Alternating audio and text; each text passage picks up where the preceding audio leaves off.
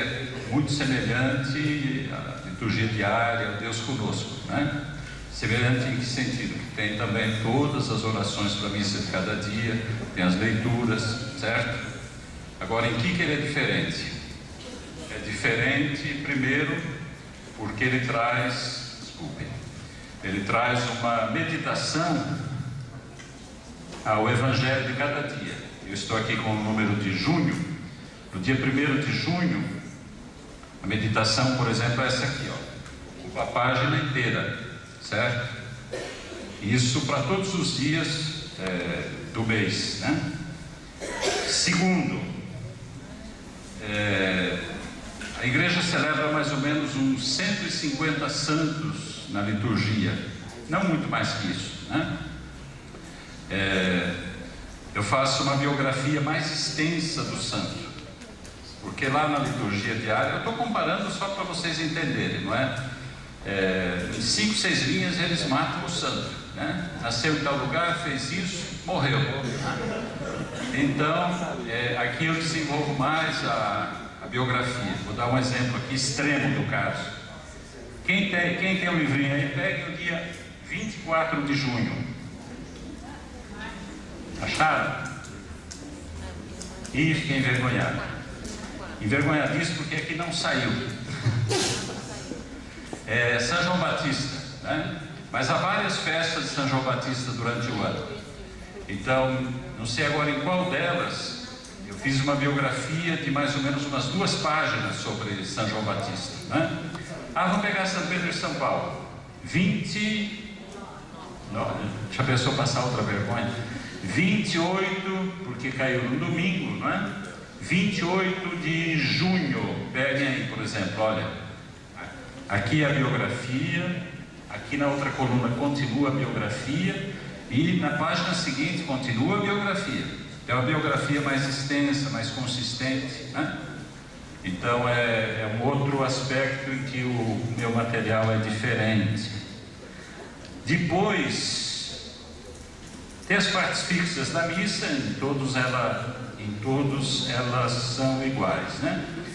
Aí eu tenho uma ABC da liturgia, que se chama ABC justamente porque no primeiro ano eu tratei temas litúrgicos iniciados com a letra A, no segundo com a letra B, no terceiro com a letra C. Agora no 4º ano eu estou tratando temas litúrgicos da letra D, né? O diferente aqui também que tem, porque em outros materiais tem também temas para formação, né? É que o tema é tratado, digamos, de forma simples, mas completa para aquele mês. Então não depende do que foi falado no mês anterior, nem o tema vai ter continuação no mês seguinte. Então, digamos, a equipe de celebração se reúne, ou as equipes de celebração da paróquia se reúnem, se quiserem usar esse material para formação, ele está completo para aquele mês, né? Se chama ABC da liturgia. Tem cristãos e católicos, às vezes misturados, que se reúnem nas firmas, nos lugares onde trabalham, para uma oração, leitura do Evangelho e tal. Então, a partir do Evangelho de domingo, eu criei... O César é que devia falar, mas eu não vi você aquela hora e comecei. Eu criei aqui 5 roteiros, todo mês, né? 5 roteiros cada mês para essas reuniões que se chamam núcleo ambiental, porque se reúne no próprio ambiente de trabalho, né? Então aqui eu segui aquele esquema do Evangelho de Marcos, né? Que diz assim, eu estou lendo de longe. Quem tem aí lê melhor que eu? Página, piorou. É óculos, se você sabe. O esquema, o que caiu na terra, em terra boa, são os que, ouvindo de coração bom e generoso. Então nessa altura faz-se a leitura do Evangelho do dia, né, do domingo, aliás. Depois o passo seguinte, dão fruto na perseverança. Então é o momento em que o grupo aprofunda o texto do Evangelho.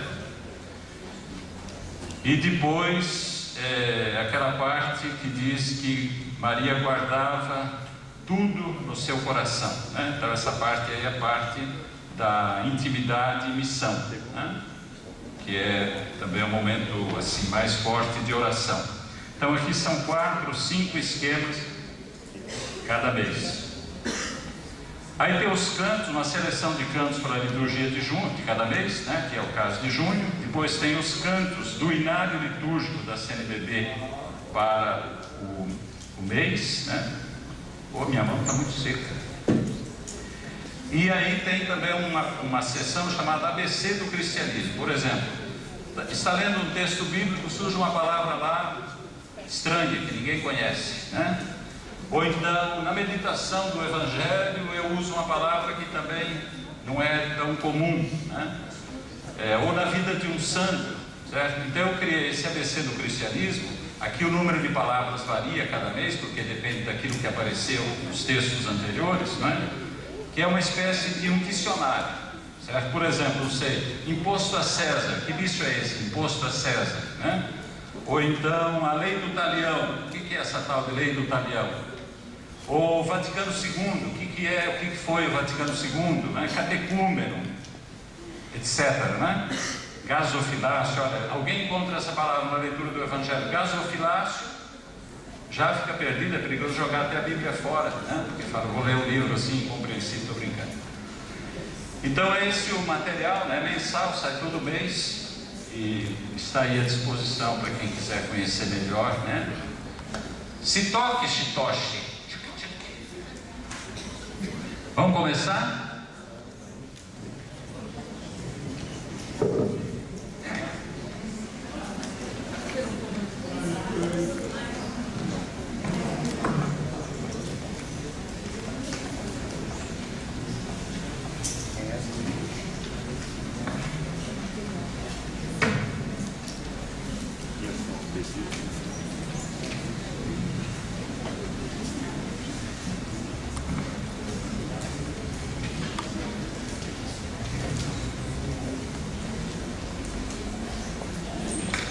Então, o tema agora é o tema da Conferência de Aparecida e as pequenas comunidades, né? Eu já tinha brevemente tocado nessa questão das pequenas comunidades na palestra da manhã, né? Mas agora nós vamos retomar essa questão de uma forma mais direta e também mais prolongada, né? E como eu disse na parte da manhã, nós vamos começar em São Paulo e vamos terminar em Aparecida, certo? São Paulo aí não é a cidade, mas isso é uma associação só para ajudar a gravar o esquema, né? E vamos terminar em Aparecida, que também não é a cidade, mas é a quinta conferência. Por que nós vamos começar por Paulo? Nós vamos começar por Paulo, o santo, porque pequena comunidade é um elemento importantíssimo, né? Na estratégia missionária de Paulo, certo? Por isso, na primeira parte, nós vamos chamar atenção para aquilo que eu vou chamar aqui de o projeto universalista de Paulo. A questão aí é a seguinte: estudando Paulo, alguns acham que o coração da mensagem dele seja a justificação por fé e graça, né? Que aliás foi um dos pontos teológicos decisivos para o desentendimento entre os católicos e a Reforma, né? E que, graças a Deus, né, faz alguns anos, no pontificado de João Paulo II, houve um acordo entre a Igreja Católica e a Igreja Luterana, né, sobre essa questão. Afinal, chegou-se a um acordo, né, bastante importante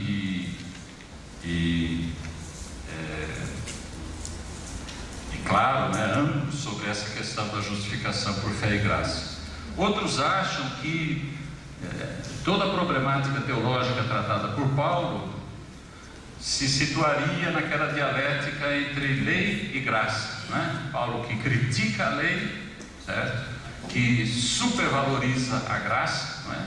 Às vezes parece dar a entender que o que vale realmente é a graça, a lei é pedagoga, a lei serve para nos julgar, nos condenar, mas não nos dá a salvação. Então, ela acaba, em última análise, sendo quase que inútil, né?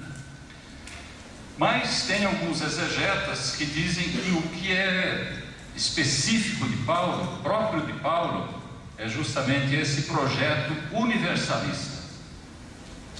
O que é essa questão do projeto universalista?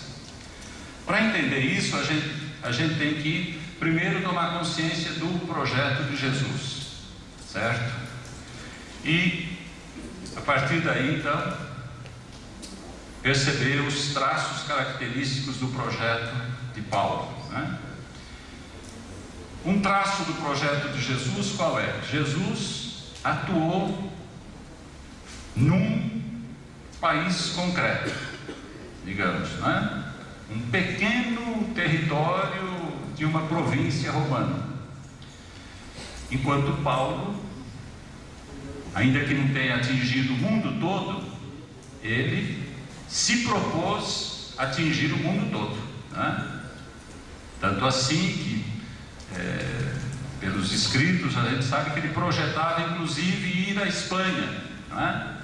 Certo? Assim como Santo Tomé veio ao Brasil, né? Paulo pretendia ir à Espanha. Vocês sabem essa história de Santo Tomé que veio ao Brasil, né? É o Padre Vieira que fala disso num sermão. Ele diz que o Brasil, né, 1500 anos antes do descobrimento, foi evangelizado por Santo Tomé. E por que ele foi enviado? Por que justamente Santo Tomé foi enviado ao Brasil, né?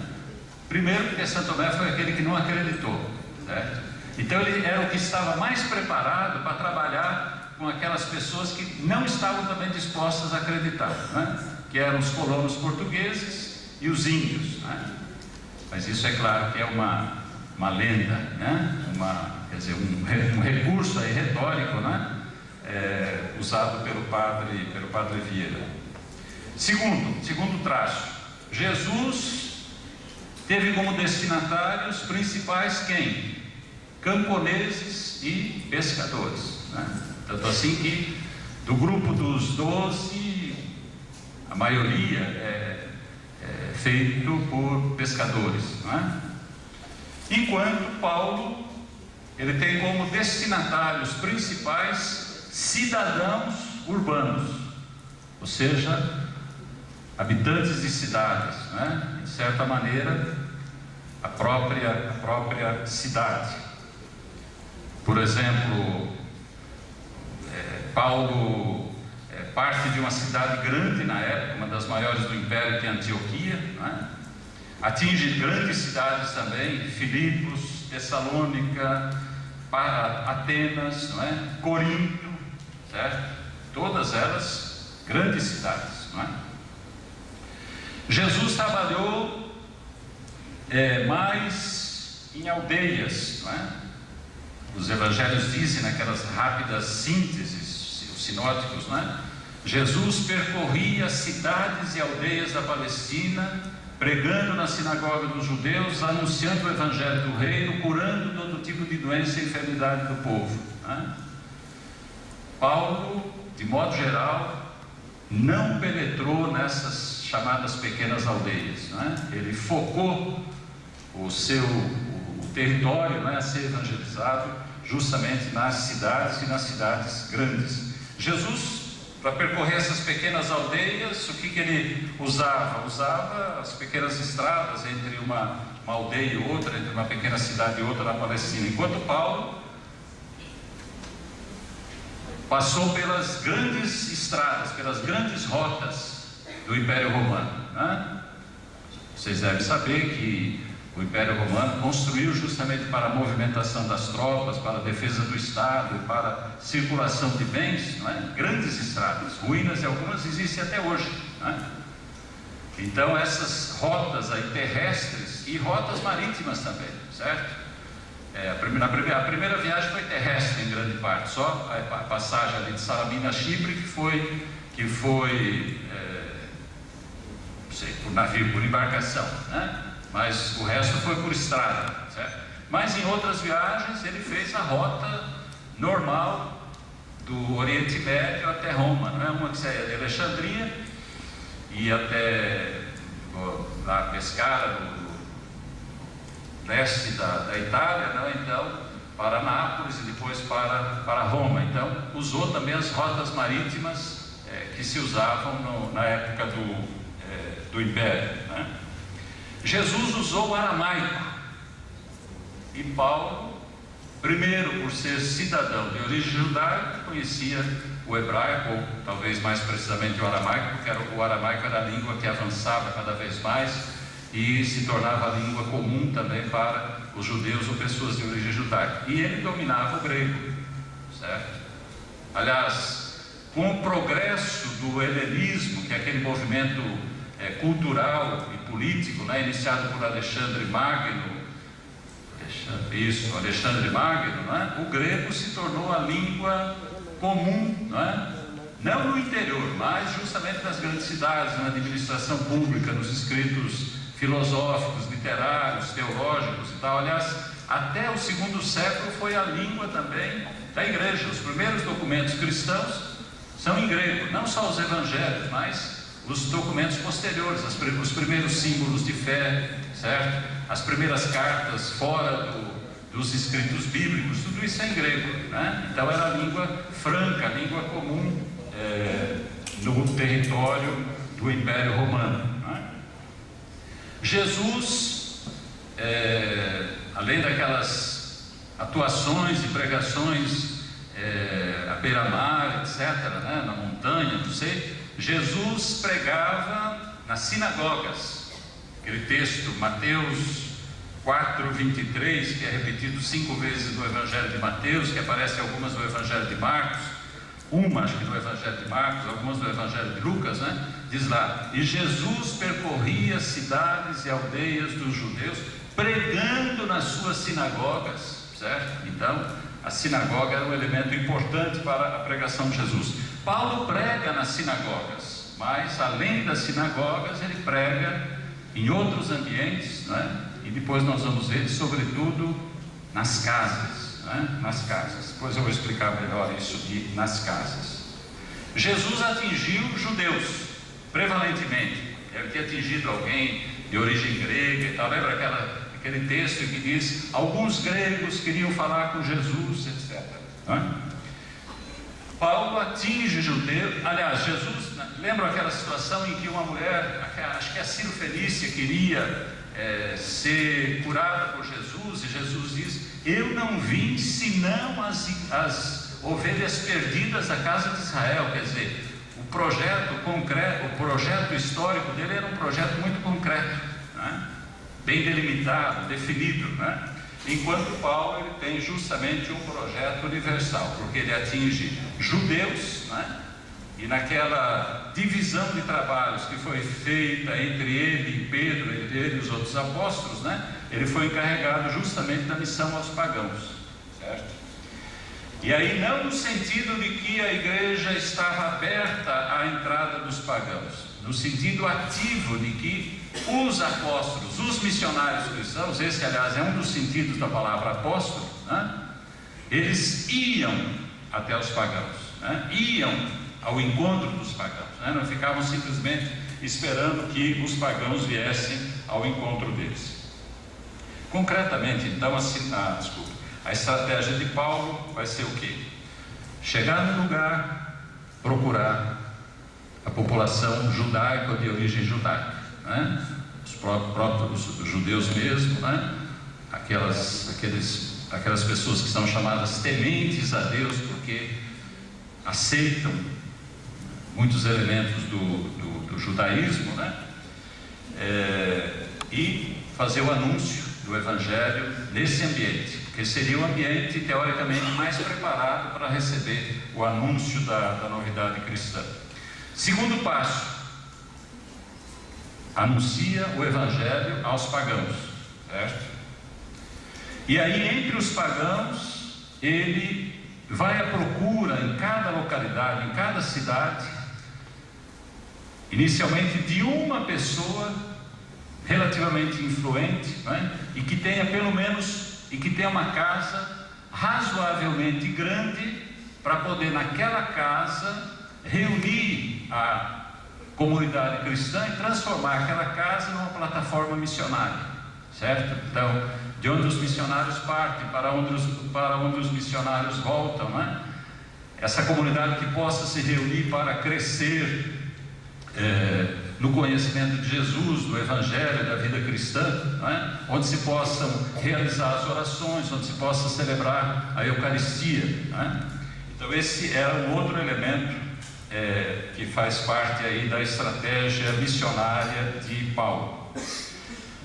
Aí ele visa sobretudo o quê? Ele visa a conversão do chefe da família e da família toda, certo? Atenção aqui, porém, família nos tempos antigos não é a mesma família dos dias de hoje. Aliás, hoje existe uma constelação aí de famílias, né? De tipos diferentes de família, né? A família antiga era muito mais ampla do que a família atual, certo? Então ali tem o chefe da família ou a chefe da família, né? Às vezes era a chefe da família, né? Tem os filhos, e nas famílias antigas os filhos eram muito mais numerosos do que hoje, certo? Hoje uma família tem o quê? Um filho, 2 filhos, 3 já é o limite, não é mesmo? As famílias antigas não, tinham muito mais filhos. Fazem parte da família outros parentes, certo? Mais ou menos próximos. Fazem parte das famílias os chamados libertos, quer dizer, ex-escravos, né, que talvez estivessem antes a serviço da família como escravos, agora foram libertados, mas continuam a fazer parte da família, né?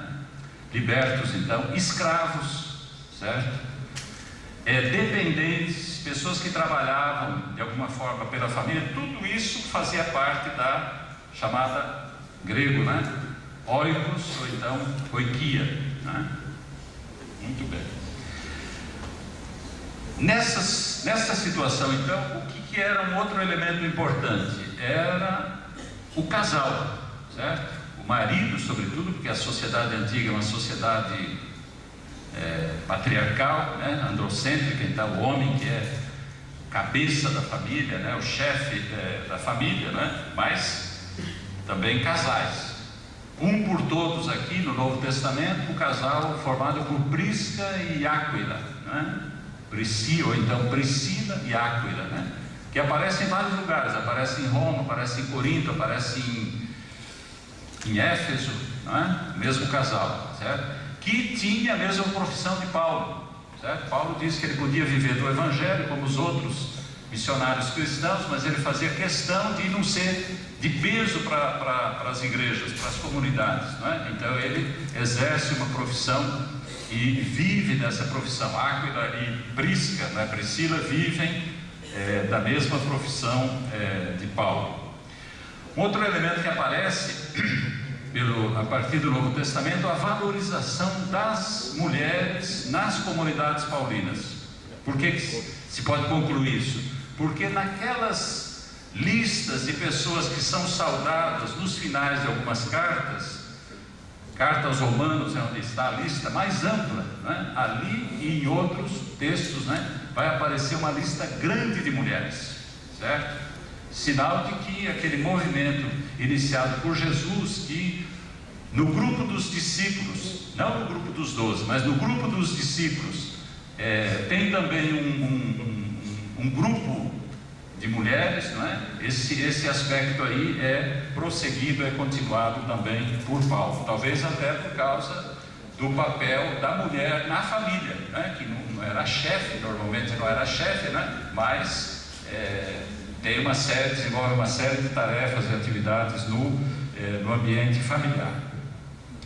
Do ponto de vista mais teológico, um elemento importante é o que? A valorização dos carismas, certo? Isso é explicitado mais na primeira carta aos Coríntios, né? E mais concretamente a partir do capítulo 12, né?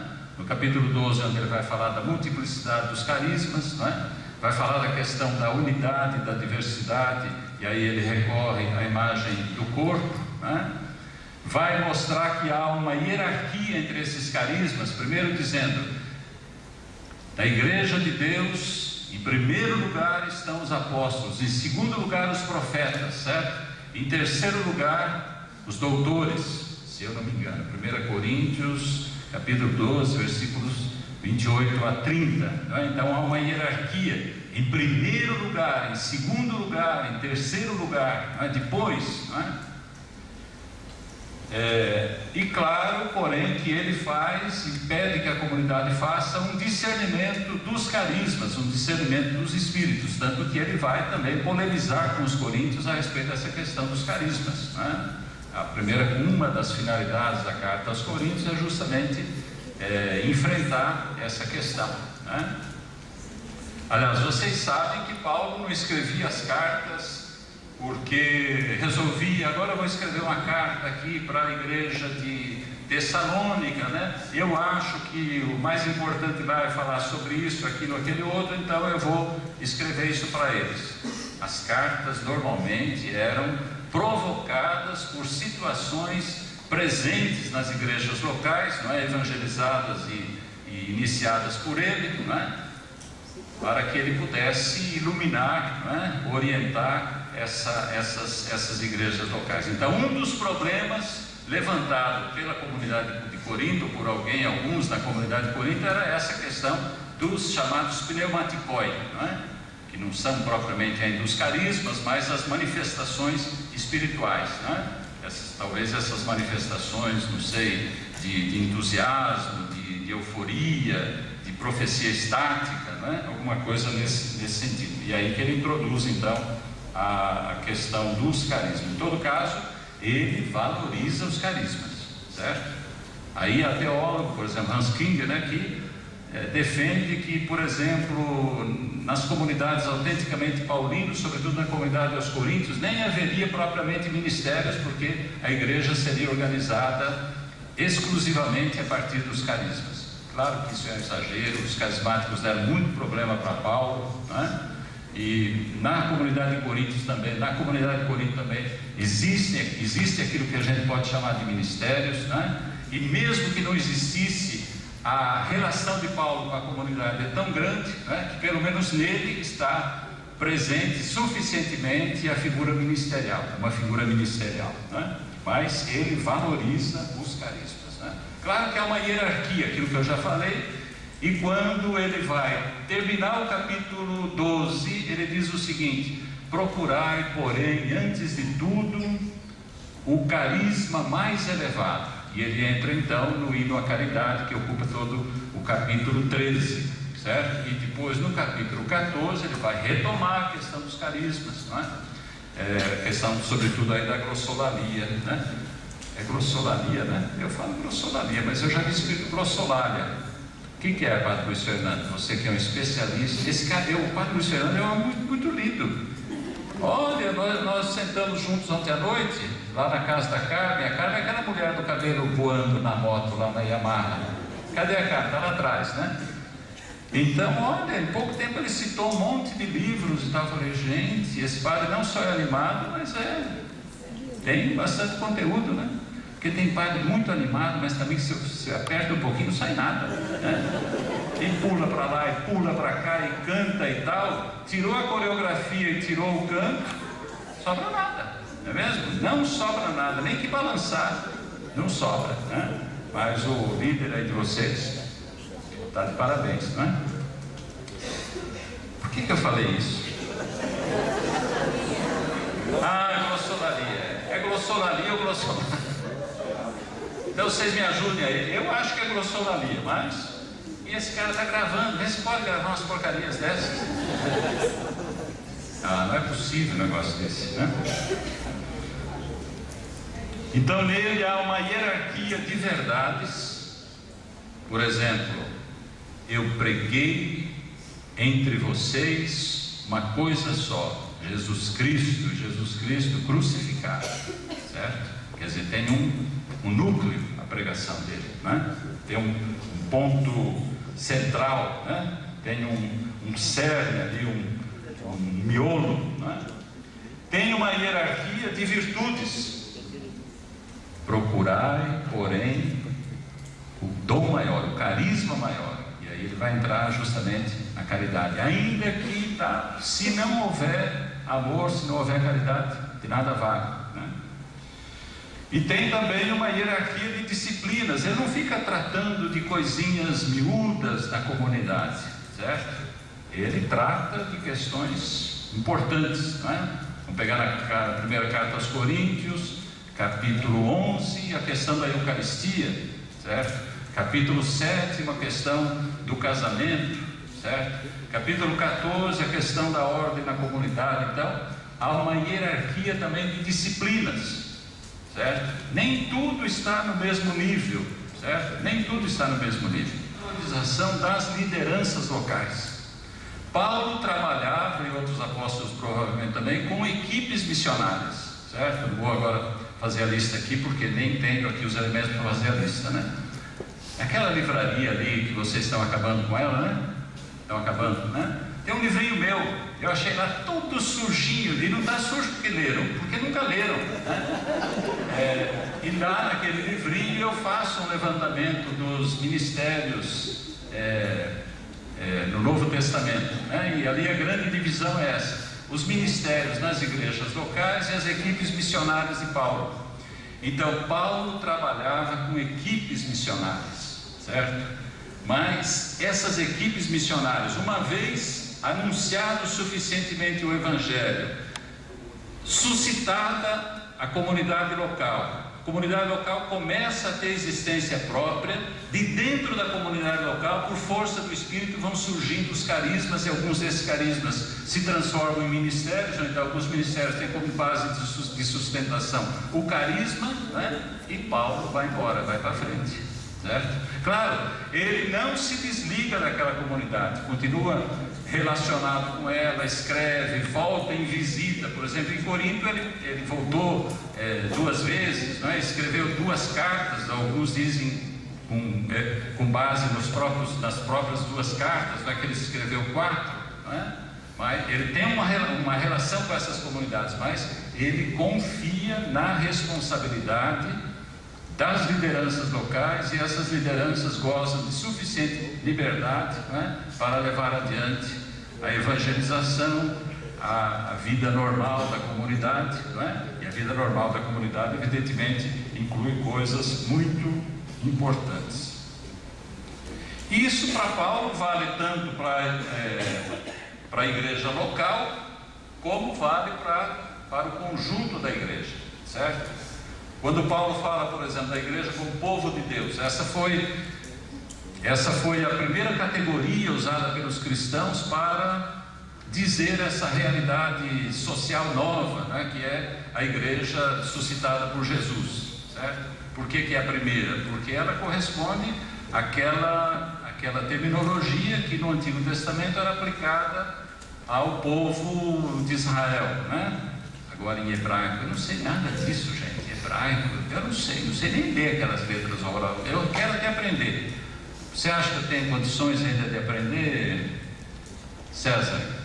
Tenho nada. Eu não me lembro. Olha, a minha mãe, que tem 84 anos, ela se lembra mais do que eu das coisas recentes, né? Porque velho mesmo costuma lembrar das coisas passadas, né? A minha mãe lembra das passadas e das recentes. É impressionante. Mas eu não me lembro muito assim de coisas recentes, né? Eu agradeço a Deus que eu estudei no passado, porque se eu tivesse estudado hoje, né? Ixalá, né? Eu seria um desastre, né?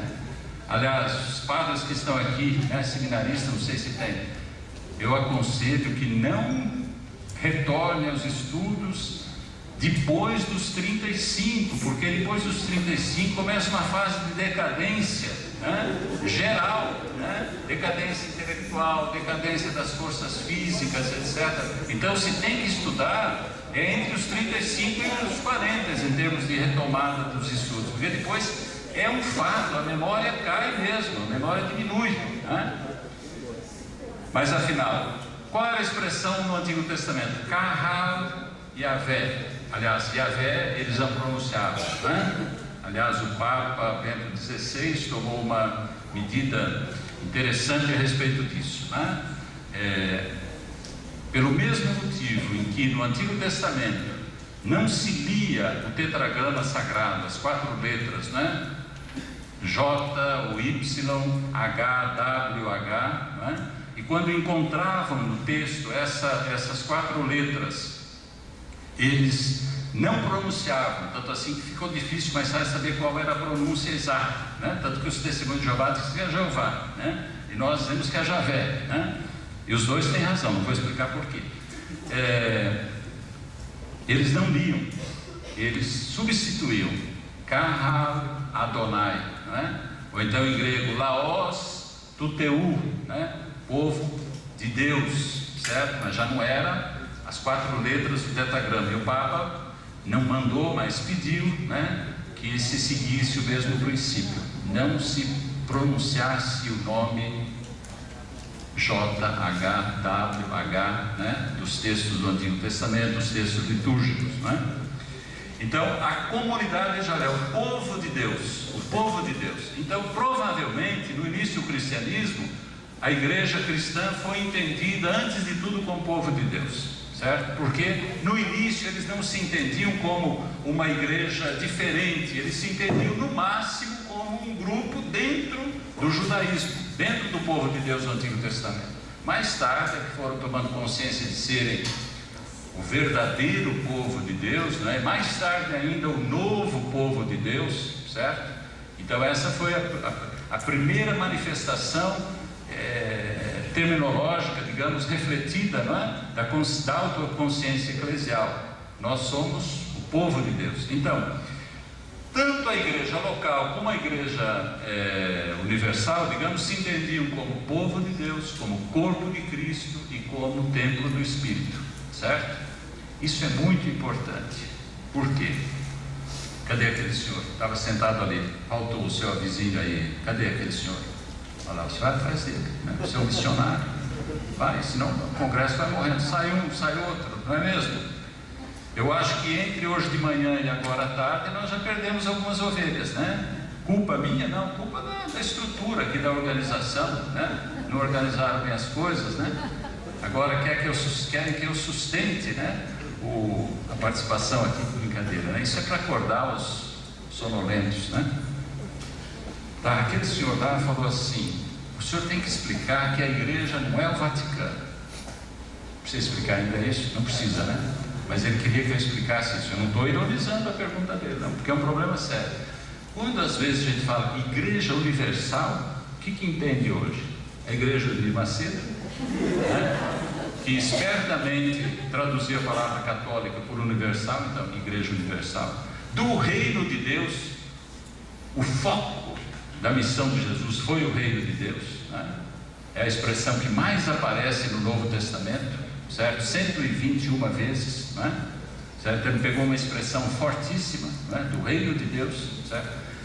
Pegou o termo principal da nossa hierarquia, bispo, certo? Bispo, né? Os líderes, eles são bispos, tá certo? E aquela outra tem até bispa, né? Renascer. Não é só ela, não. Até igrejas históricas aí, tradicionais tem as bispas também, né? Mas aí é o seguinte, a outra ideia que vem quando a gente ouve a palavra universal ou até igreja é pensar no Vaticano, é pensar na Santa Sé, pensar no Papa, né? O Papa é sim o princípio visível da Igreja Universal, ou então, uma expressão melhor, da comunhão universal das igrejas, certo? Mas ele não é a Igreja Universal, certo? A Igreja Universal é formada pela totalidade dos crentes em Jesus, né? Mais especificamente, pela totalidade dos cristãos. católicos, né? Estritamente falando, do ponto de vista católico, né? Mas muitas vezes nós ouvimos a palavra Igreja Universal e já identificamos com Roma, com o Vaticano, com o Papa, não é? Quando a Igreja Universal é a totalidade dos fiéis e a totalidade das igrejas. Igreja local, o que é? Igreja local é uma porção da igreja, é a terminologia usada pelo Vaticano II, na qual estão presentes os elementos essenciais para a existência da igreja. Quais são esses elementos? Do ponto de vista transcendente, quer dizer que não pode ser esgotado na realidade histórica, o Espírito Santo. E do ponto de vista histórico-social, o que? A doutrina dos apóstolos, né? A totalidade, portanto, da Escritura, a totalidade dos sacramentos, a totalidade dos ministérios.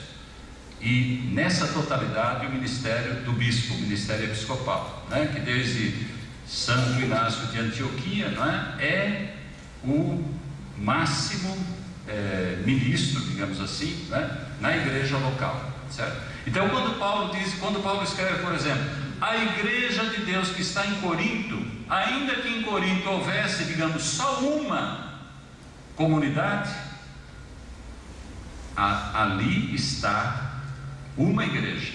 Ali não está um pedaço da igreja, ali não está uma parcela da igreja, ali não está uma miniatura, está assim, isso sim, uma miniatura da igreja, ali está, certo? Por quê? Porque ela tem os elementos essenciais de eclesialidade: o Espírito Santo como princípio transcendente, a totalidade da Escritura, a totalidade dos sacramentos, a totalidade dos ministérios, especificamente o ministério do bispo, certo? Podia ter outros títulos no Novo Testamento, isso é um problema complexo, né?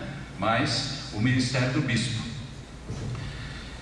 Então, igreja não é só a igreja universal, mas por isso que eu falava, né, a comunhão universal de todas as igrejas, certo? Em cada uma dessas igrejas, que hoje, para a gente se entender, a gente chama de diocese, não é? Em cada uma dessas igrejas, nós temos uma presença real, certo? Da única e verdadeira igreja de Cristo, certo? Ela não é uma parte da igreja universal, uma parte da igreja católica, mas ela é, naquele lugar, com aquelas pessoas, certo? A igreja. Agora, para Paulo, nenhuma dessas igrejas era autossuficiente, podia se fechar em si mesma, ela tinha que estar, justamente por isso,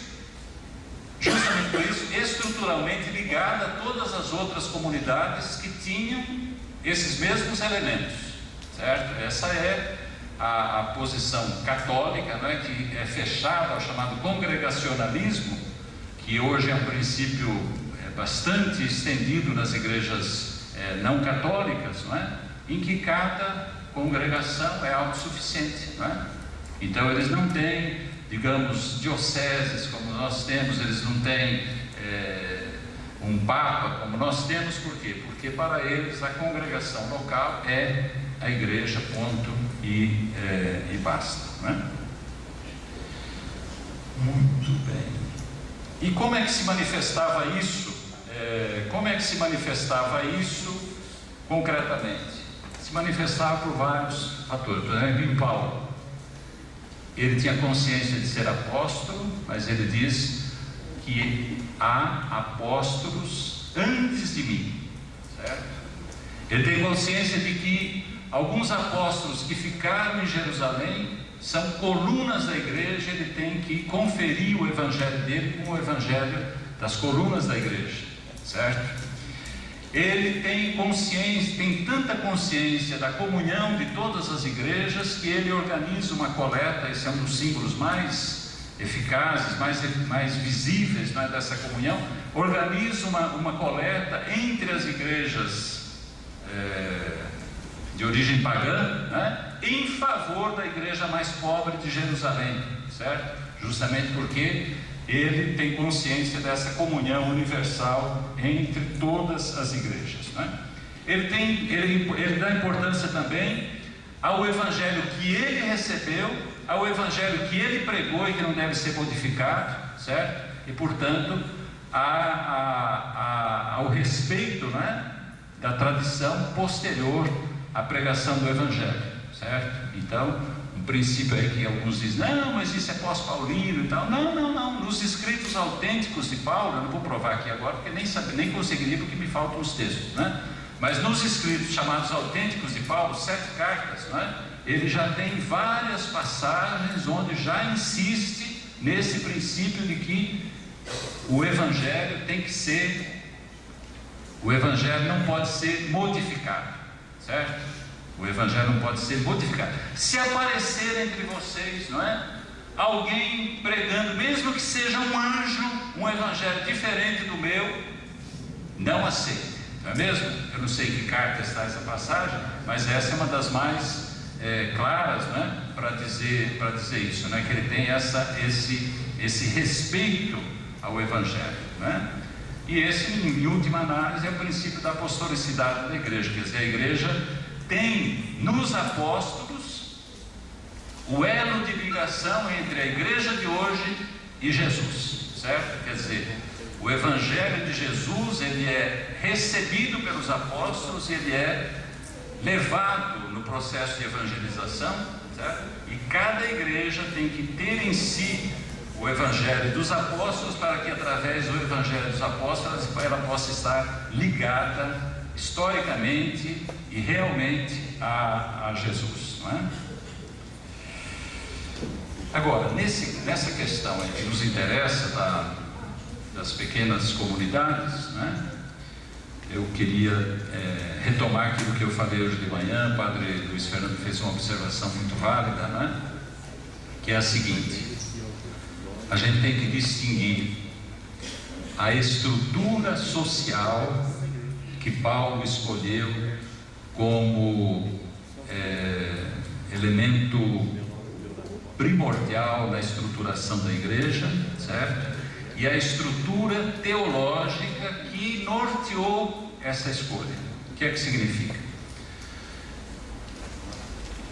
Ele tinha a consciência teológica dele a respeito daquilo que é a igreja. Digamos, a igreja é povo de Deus, a igreja é corpo de Cristo, a igreja é templo do Espírito, a igreja é comunhão. Muito bem, né? Esse é o valor que não pode ser de forma alguma perdido. Isso, além disso, né, tem que ser transformado concretamente em algum tipo de vivência comunitária, certo? Ou seja, a igreja não vai ser povo de Deus se isso não se concretizar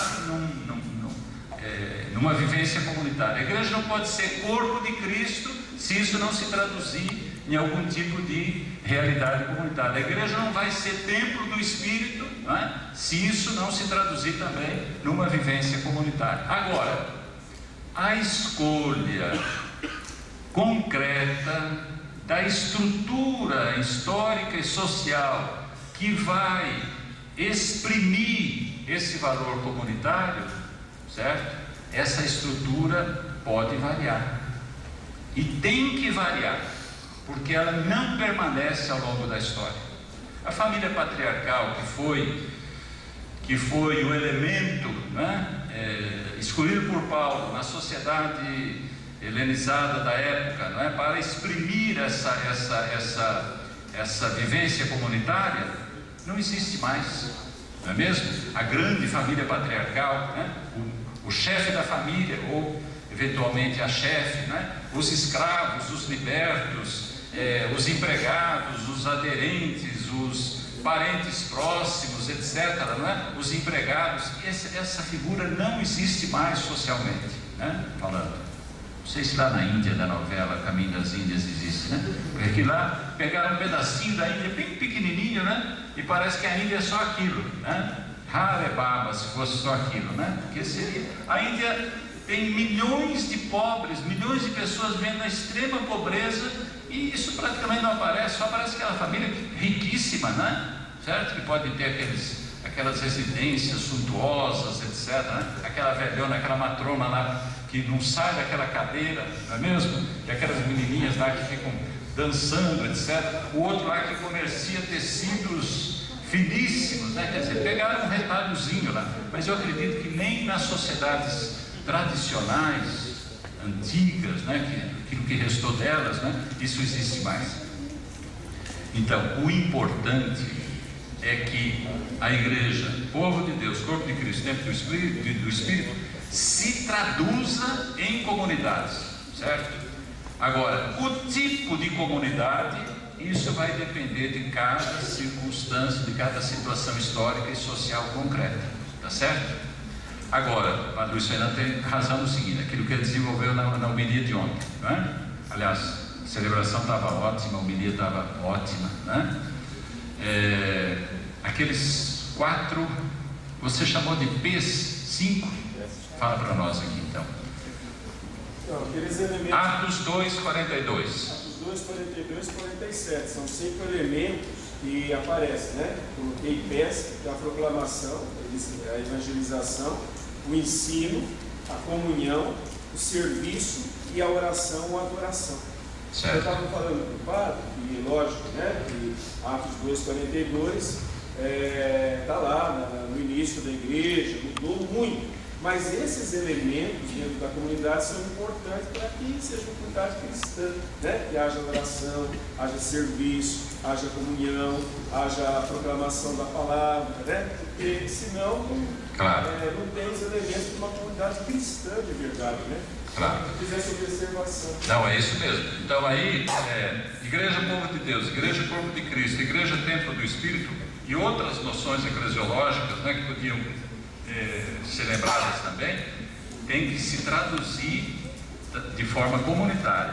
Agora, nessa tradução de forma comunitária, justamente para ser povo de Deus, corpo de Cristo, templo do Espírito, tem que ter alguns elementos irrenunciáveis, né?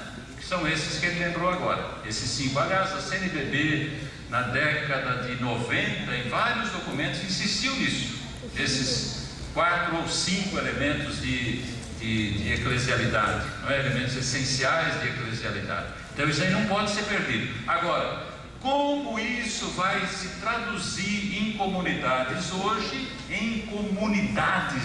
no plural, vai depender de uma série de fatores, né? Paulo escolheu a igreja patriarcal antiga porque ela era a estrutura de base da sociedade helenizada na época do Império Romano. Ele não escolheu aleatoriamente a família antiga, né, como estrutura social que serviria para, uma vez evangelizada, cristianizada, traduzir a comunidade cristã. Escolheu com muita inteligência, né, com muita pertinência, com muita precisão. Isso não significa hoje, isso que eu queria dizer de manhã, insisti, talvez aí eu esqueci outra coisa, né? Isso não significa que hoje isso possa ser traduzido apenas por um tipo de comunidade, certo? É o que a Aparecida faz. A Aparecida fala das comunidades eclesiais de base, certo? A Aparecida diz assim: ao lado das comunidades eclesiais de base, nós temos as pequenas comunidades, certo? E aí, ao falar dessas pequenas comunidades, vai sobretudo descrevê-las como aquelas comunidades mais ligadas a movimentos, não é? E aí, por exemplo, na linguagem da renovação carismática, isso vai ser chamado então sobretudo de novas comunidades, estou certo? Né? E algumas ainda mais, digamos, mais fortemente, vamos chamar aquelas comunidades de aliança, né? As comunidades de aliança, certo? E outros tipos de comunidades, certo? Que são maiores ou menores, né? Mas afinal são pequenas. São pequenas em relação ao quê? São pequenas em relação às paróquias e às dioceses, né? Se a gente estivesse em Corinto, digamos, vamos entrar no túnel do tempo, vamos cair lá em Corinto, certo? A diocese da época devia ser o quê? Umas 50 famílias, certo? Mas que 50 famílias? No começo tem 50 pessoas, certo? Mas aquilo já era a igreja de Deus naquele lugar, certo? Aquilo vai se desenvolvendo, vai crescendo, pode perfeitamente haver vários grupos que eles chamavam de igrejas da casa, né? Mas no cristianismo antigo houve o seguinte princípio: uma cidade, uma igreja, um bispo, uma eucaristia, certo? E aquilo era a igreja local, tá certo? Paróquia, vai sair um livro meu, eu acho que daqui uns 2 meses, né? Eu já mandei para a editora, né? Vai se chamar Paróquia, Comunidades, Pastoral Urbana, né? Então a paróquia não é uma coisa que existe desde o começo do cristianismo. A paróquia começou a existir no século IV, certo? Quando o cristianismo, que até então tinha sido prevalentemente urbano, começou a se tornar também rural, porque eles decidiram evangelizar as zonas rurais, certo? Nesse momento é que surge a paróquia, certo? Vai surgir a paróquia nas zonas rurais e, infelizmente, vários séculos mais tarde, a partir do século IX, esse modelo rural foi transplantado para a cidade, retalhando a cidade, certo? Retalhando a cidade, quer dizer, colocando a cidade dentro de uma estrutura, né, que não respeitava a estrutura própria, a igreja, numa estrutura que não respeitava a estrutura própria da cidade, né, que é algo diferente daquilo que se dá na zona rural, né? Mas afinal esse não é o nosso assunto. O que eu queria dizer, e vou dizer de novo, né? A igreja, povo de Deus, templo de Cristo, corpo do Espírito, precisa ter uma tradução comunitária. Agora, em cada época, em cada situação, essa tradução comunitária não precisa ser a mesma, e hoje em dia também não precisa ser a mesma. Vou concretizar. Nós podemos perfeitamente ter SEBs, comunidades eclesiais de base, né, que tem uma fisionomia própria, certo? Que tem grandíssimos valores que nós não podemos desprezar, nem minimizar, nem jogar fora, né? Nós temos um mundo enorme que poderíamos chamar simplesmente de comunidades. O ISER, que é o Instituto de Pesquisas Sociológicas e Estudos de Religião, se eu estiver traduzindo mal, e pode ser que eu esteja, certamente estou, né? Fez uma pesquisa faz uns 15 anos sobre comunidades católicas, certo? E no Brasil há milhares de comunidades católicas. Esse termo, porém, comunidade, ele foi usado exatamente para não entrar em pormenores, em detalhes sobre que tipo de comunidade. Não, comunidades católicas em geral, certo? Então, comunidades católicas em geral, certo? Nós temos essas pequenas comunidades, que também são muito diversificadas entre si, certo? Pode ser um grupo de reflexão. Na nossa diocese se chamam diaconias, porque o nosso bispo queria que à frente de cada comunidade, dentro da paróquia, houvesse um diácono, né?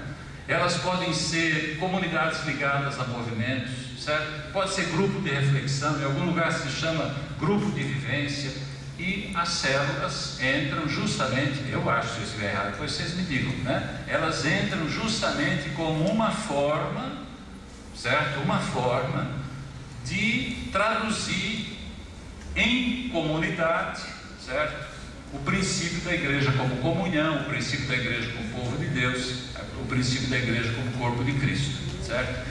E justamente porque nenhuma dessas comunidades, nenhuma dessas pequenas comunidades pode se bastar a si mesmo, pode ser autossuficiente, pode se achar a igreja totalmente realizada. A plenitude da igreja tem que haver entre essas comunidades uma ou mais ou várias ligações, não é?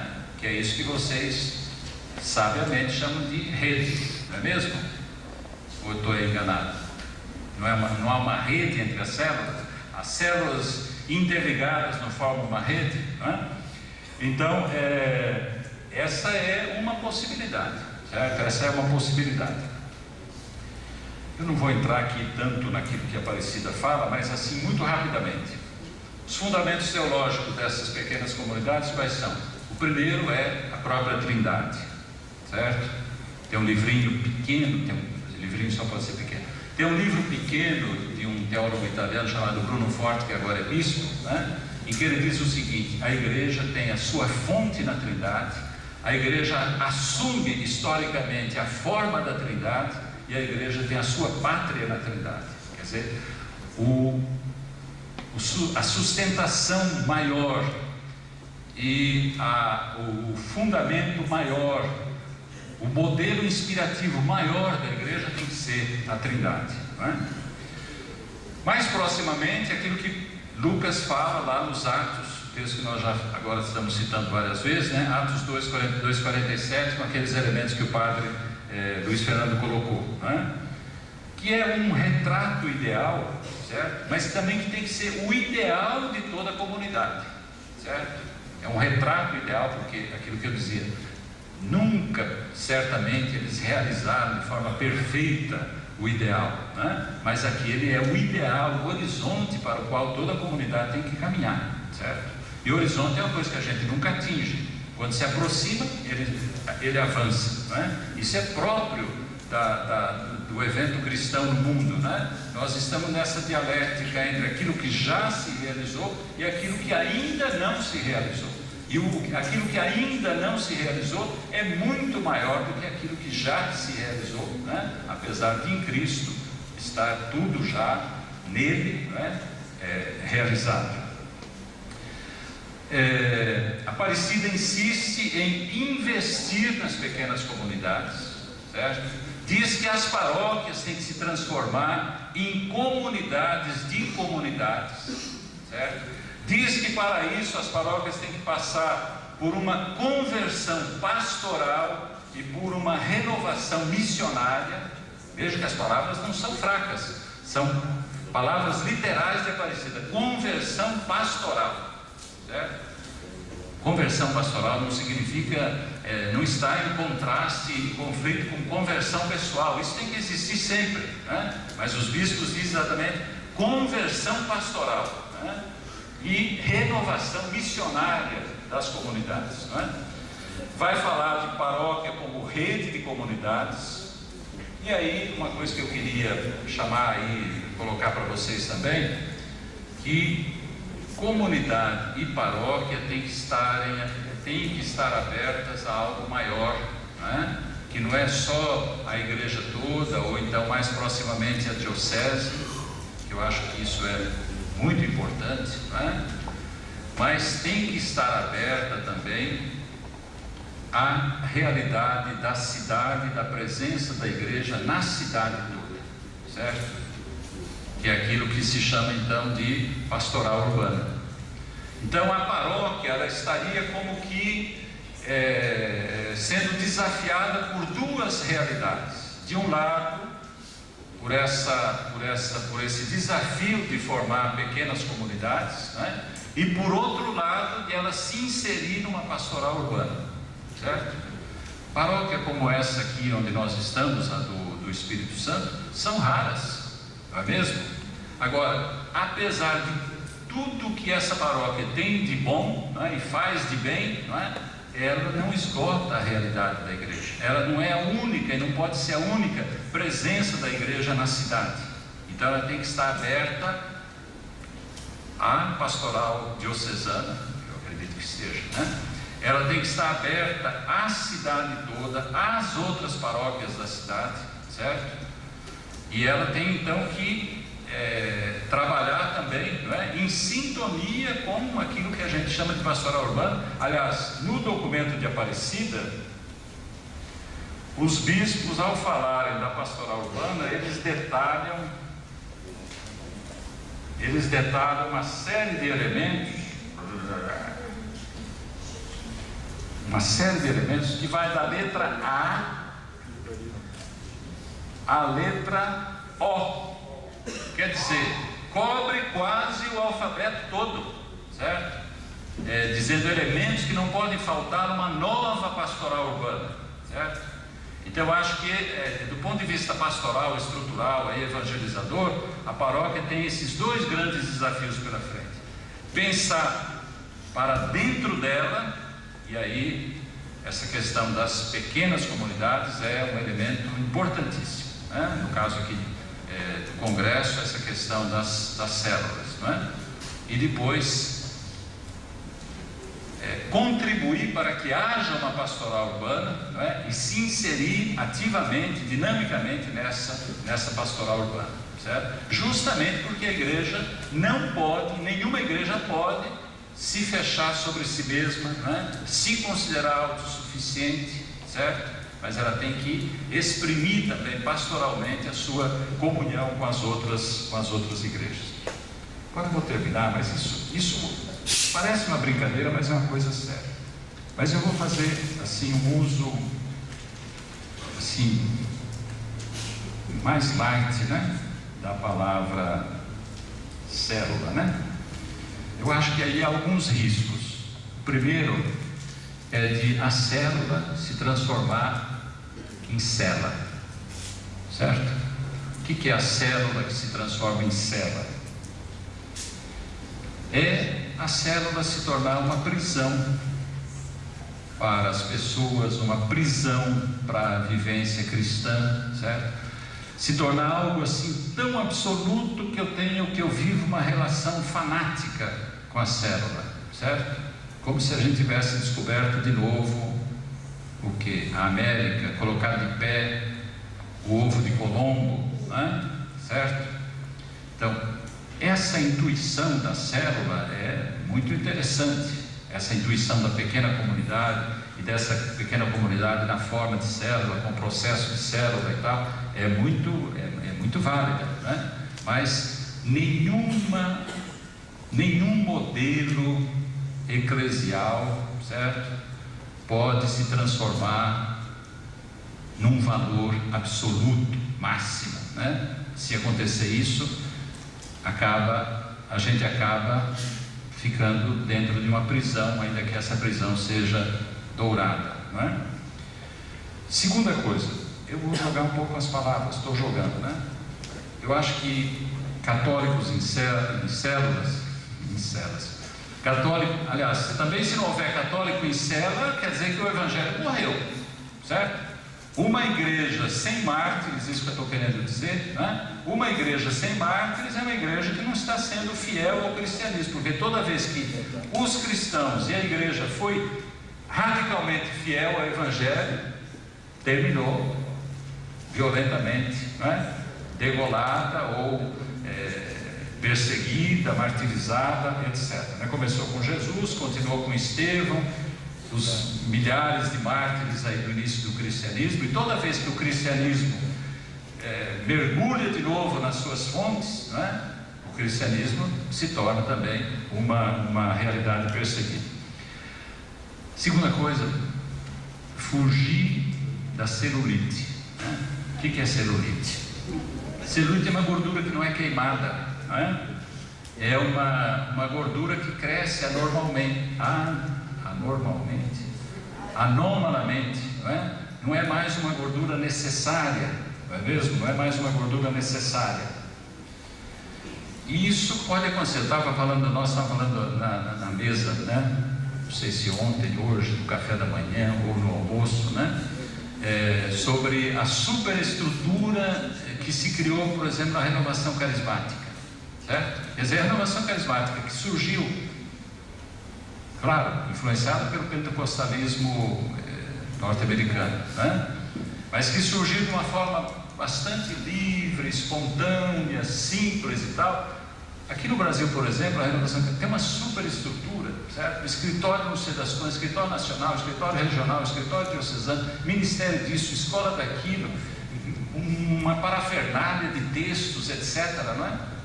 Então, isso é celulite, né? Quer dizer, um movimento, e esse aí é a igreja em células, ou católicos em células, né? Tem que fazer de tudo para não perder a agilidade, a espontaneidade, a simplicidade, tentar ficar no essencial, certo?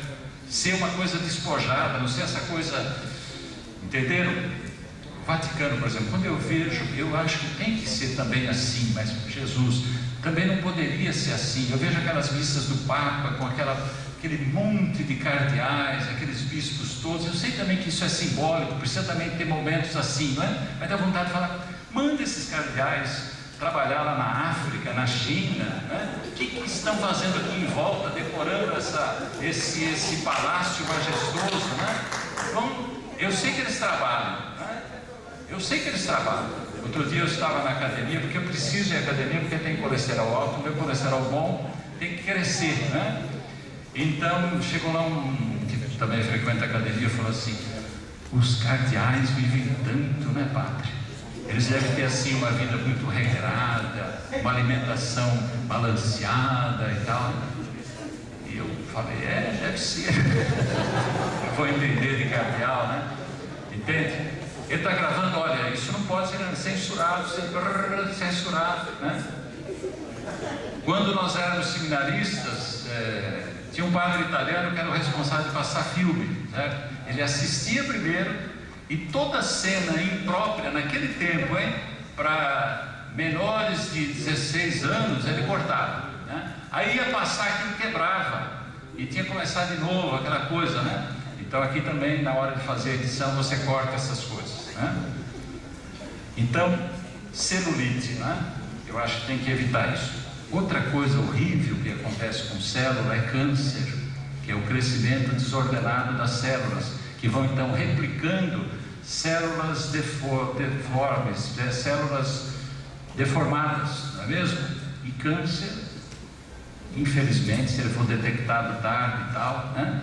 E não tem cura, né? Tem muitos casos que tem cura. Então, eu, porém, infelizmente, perdi o meu irmão aos 45 anos, né? De câncer, né? Então, nós, infelizmente, temos a tentação do número, certo? Do êxito pelo crescimento, certo?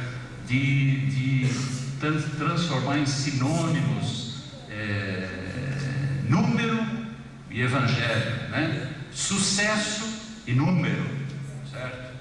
Esse é outro perigo que eu acho que a gente tem que evitar, né? Eu sei também que não tem que ficar naquela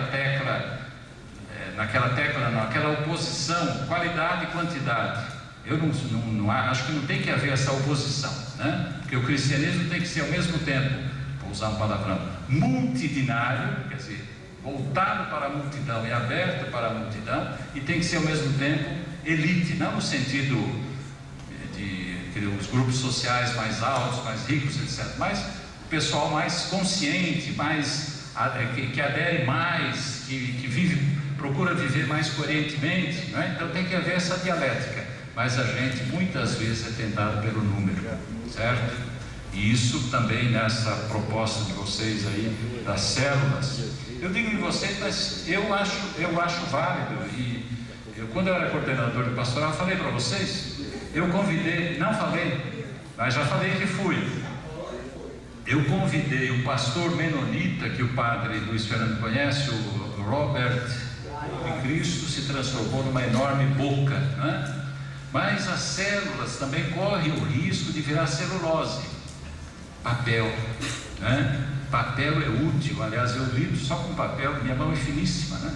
Porque eu lido só com papel, escrevo e tal, né? Milhares de páginas, de folhas, né? Mas a gente tem que também evitar o risco da celulose, né? De achar que porque tem muito material, porque publica muito, porque divulga, certo? Porque tem grandes documentos. A CNBB, por exemplo, eu não sou contra a CNBB absolutamente, talvez porque ele seja bom teólogo, então ele não tem medo da discussão entre os bispos, da controvérsia, né? O primeiro, assim, estruturalmente falando, né? É a gente não perder de vista a catolicidade, certo?